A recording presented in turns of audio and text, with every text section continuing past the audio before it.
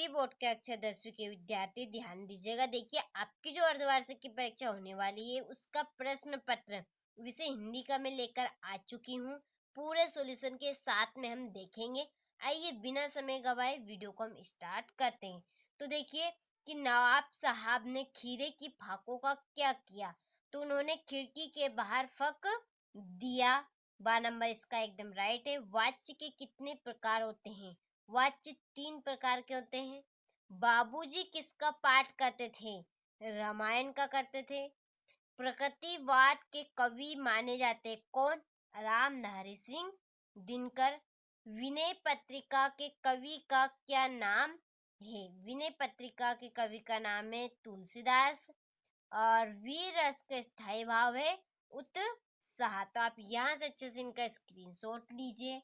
देखिए फिर प्रश्न क्रमांक 2 रिक्त स्थानों की पूर्ति कीजिए। नंबर 1 कि कर्तुवाच्य में क्रिया डेडेस के अनुसार होती, किसके अनुसार? कर्ता के अनुसार। नंबर 2 भोलानाथ का असली नाम डेडेस था, तारकेश्वर नाथ। नंबर 3 कि सूरदास के डेडेस गुरु थे, कौन थे? वल्लभाचार्य। आप यहाँ से अच्छे से स्क्रीनशॉट लीजिए। देखिए फिर है कि सरोठा छंद में डेडेस चरण होते, कितने चरण होते? सरोठा छंद में 4 चरण। नंबर 5 कि श्रृंगार रस का स्थायी भाव डेडेस है, रति। नेताजी की मूर्ति डेडेस की बनवाई गई थी, किसकी बनवाई गई थी? संगमरमर की। इसके बाद में देखिए सही जोड़ी बनाइए। कई अंकों वाली रचना, कई अंकों वाली रचना क्या है? नाटक कहलाती है। नंबर 1 आदमी जात का आदमी, देखिए इसके पतितों के देश में। नंबर 3 प्रत्यय, देखिए प्रत्येक की जोड़ी है प्रति धन एक, यानी कि इसका संधि विच्छेद किया गया है। और मैया, मैया की जोड़ी लगी कड़वा तेल लगाती थी। और योग का संदेश उद्धव ने दिया था। और छठी पंचवटी, पंचवटी खंड काव्य, ये छठी। तो आप यहाँ से अच्छे से स्क्रीनशॉट लीजिए। देखिए फिर प्रश्न क्रमांक 4 एक शब्द में उत्तर दीजिए या एक वाक्य में। नंबर 1 शब्द शक्ति के कितने प्रकार होते हैं? 3 प्रकार। शब्द शक्ति किसे कहते हैं? शब्द और अर्थ के संबंध को शब्द शक्ति कहते हैं। किसे कहते हैं शब्द शक्ति? कि शब्द और अर्थ के संबंध को ही शब्द शक्ति कहा जाता है। नाम में ही अर्थ छिपा है, परिभाषा छिपी बिल्कुल उसके अर्थ में ही, नाम में ही। देखिए भोलानाथ सिसकना क्यों भूल गए? साथी बच्चों को खेलता देखकर। कड़वी ककड़ी सा क्या लगता है? योग का संदेश लगता है। वात्सल्य के अलावा रसों की संख्या कितनी मानी गई है? 9 मानी गई है।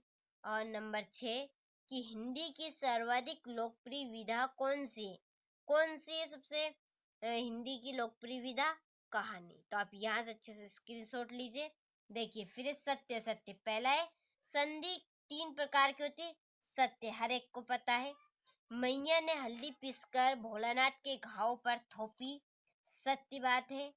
और किसी बुद्धिस्ट के मरने पर रंगीन पताकाएं फहराई जाती है, असत्य।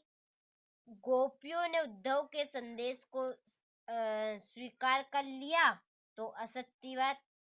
कामयानी आधुनिक काल का श्रेष्ठ महाकाव्य है, तो सत्य बात है।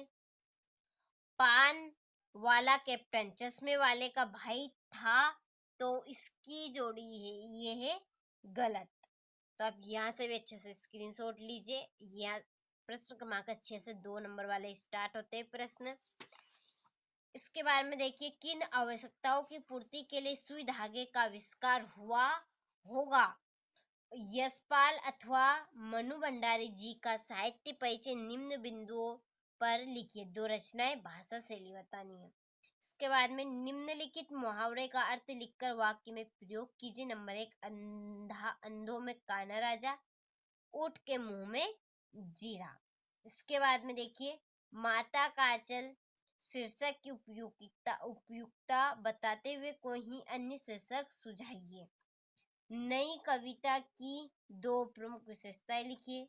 तुलसीदास अथवा सूर्यकांत त्रिपाठी निराला की काव्यगत विशेषताएं निम्न बिंदुओं पर दीजिए। नंबर 1 दो रचनाएं, नंबर 2 भाव पक्ष।